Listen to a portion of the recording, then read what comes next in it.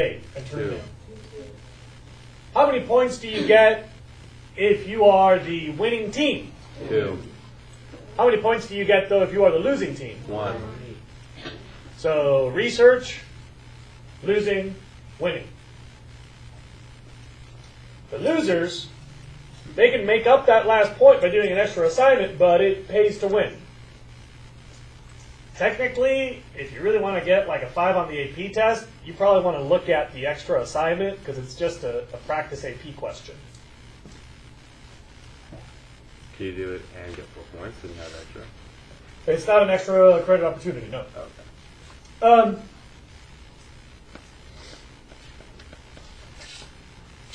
The debate for me is just a way to spice up the class and offer a slightly different sort of assignment. I like to do a little bit different whenever I can, and so it's the one debate of the year.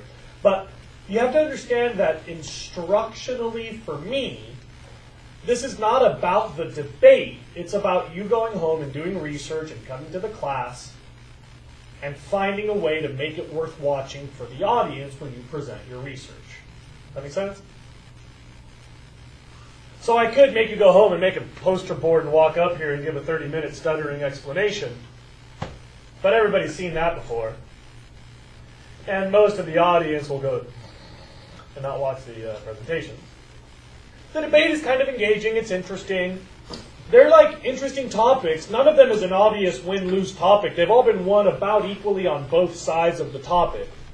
So over the years, the pro side and the against side have been equally successful, give or take.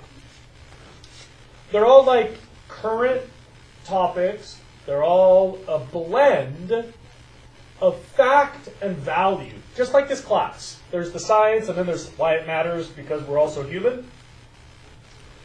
You should know that for me, this is a research project where you go home and then you present that learning to the class. So a lot of the people, they're like, oh my God, a debate, I'm scared. There's like a format and a timer and like a winner and a loser.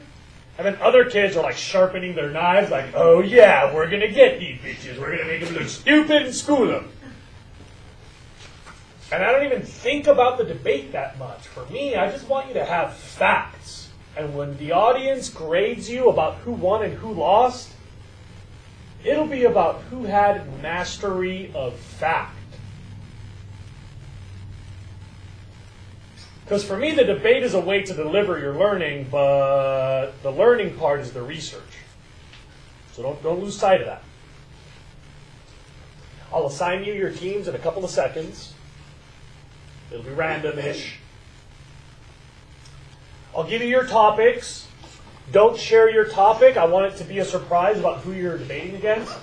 So you don't target people for their haircut or their little secret you saw on Facebook or whatever. Mm-hmm.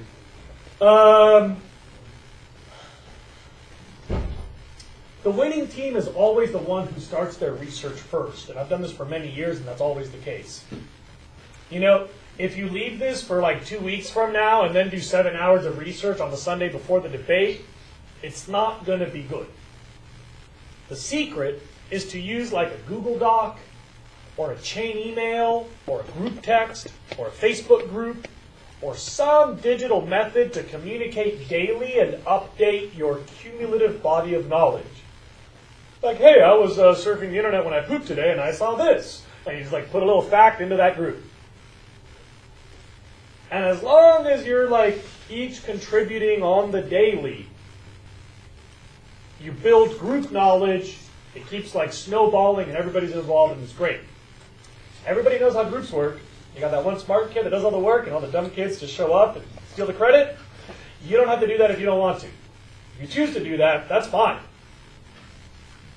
But if the two of us have been meeting for 7 straight meetings and she's flaked on all 7 and then she shows up at number 8 and goes, oh guys, sorry, I had to floss my cat. What can I, can I do something to like get credit? You can say no. And that's fine with me. That's a good one, right? Floss your cat. You ever heard that? That was just straight from the hip today. Period 2. I'm going to keep that in the wall somewhere. No, I did that This is not the first time I said that. The first time it came out. I had to go floss my cat. Yeah. So what I mean to say is, if you want to like sponsor someone's other obligations, that's fine. You can do that. If you have a person in your group that you'd like to just feed the research to, that's up to you. But don't complain about it afterward. Like if you decide to carry the box of rocks, then you made that choice.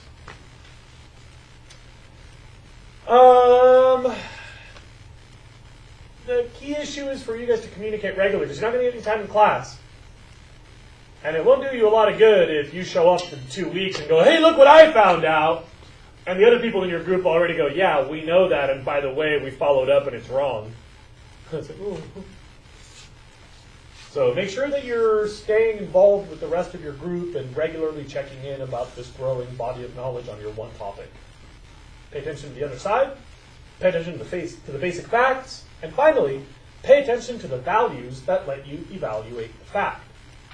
So if the other team says, oh yeah, but your option's more expensive, then you could say, well, yeah, that fact is accurate, but let's talk about the values here. Mine is more humane. Or yours is cheaper but racist. And then like, oh, well, okay, there is this balance of fact and value. You know what I'm saying by that? It helps a lot to watch debates, look TED Talks, see other people who've had these topics. They're all common current topics. So I'm sure that's been talking heads have yelled about it on CNN, and I'm sure that college debate teams have notes on the internet. And there's a lot of ways to approach the research. Any questions from anybody? This is your last call to ask me questions. I'm only going to need 5 minutes to exchange contact information with your groups and discuss your topic. You're giving us our Right about now. Ready? When I point at you, count off from 1 to 8 and then start over. 1, 2, 3, 4, 5, 6. 1.